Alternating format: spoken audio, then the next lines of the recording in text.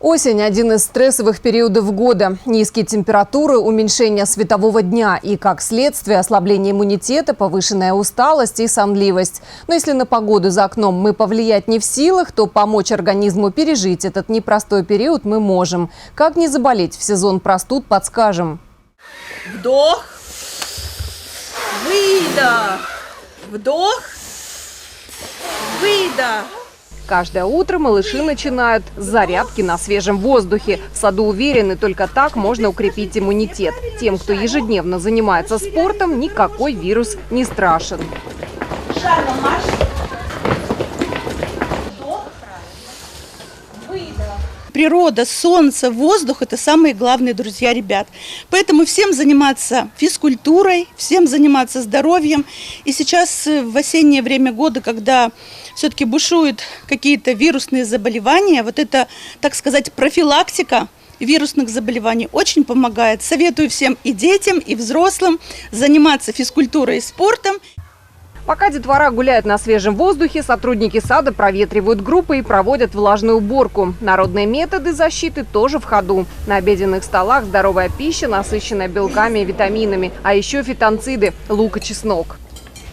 Кварцевание в группе проводится тогда, когда мы выходим из помещения. Детки выходят, у нас для этого есть помощники воспитателя, которые отвечают за кварцевание, потому что в это время в помещении, соответственно, находиться никому нельзя. Также в зимний период и вот в конце осени мы рекомендуем родителям приносить чеснок, лук и даем дополнительно во время обеда деткам. Некоторые также делают кулончики и носят эти медальончики, дышит арома маслами чесночка. Межсезонье не радует перепадом температур. Утром холодно, днем тепло. Многие не одеваются по погоде. В этот период обостряются хронические заболевания, заболевания ЖКТ, а также дыхательной системы. Это приводит к тому, что человек может быстрее подхватить простуду. Зная все это, мы всегда говорим: не переохлаждаться, руки, ноги в тепле. Ну и, соответственно, народные средства. Это мед, лимон, имбирь. Значит, это такая неспецифическая профилактика. Значит, можно использовать, если вы работаете там, где очень большое скопление людей, значит, это оксалиновая мазь. Может быть, перед тем, как выйти, значит, помазать себе слизистой носа. Использую также интерферон. Вместо синтетических витаминов осенью отправьтесь за полезными овощами и фруктами на рынок. Также можно использовать противовирусные средства, но только в том случае, если их посоветует врач. Специфическая профилактика – вакцина от гриппа, говорят медики. Ее уже сделали свыше 11 тысяч приднестровцев.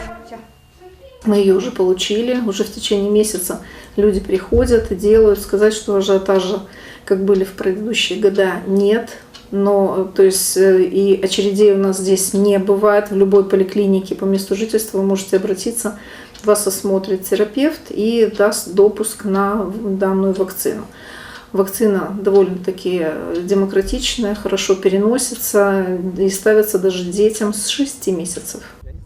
В общем, питайтесь правильно, высыпайтесь, радуйтесь жизни, позитивно смотрите на мир, соблюдайте гигиену, и организм отблагодарит вас здоровьем. Елена Росланова, Евгений Никонов, Бендерское телевидение.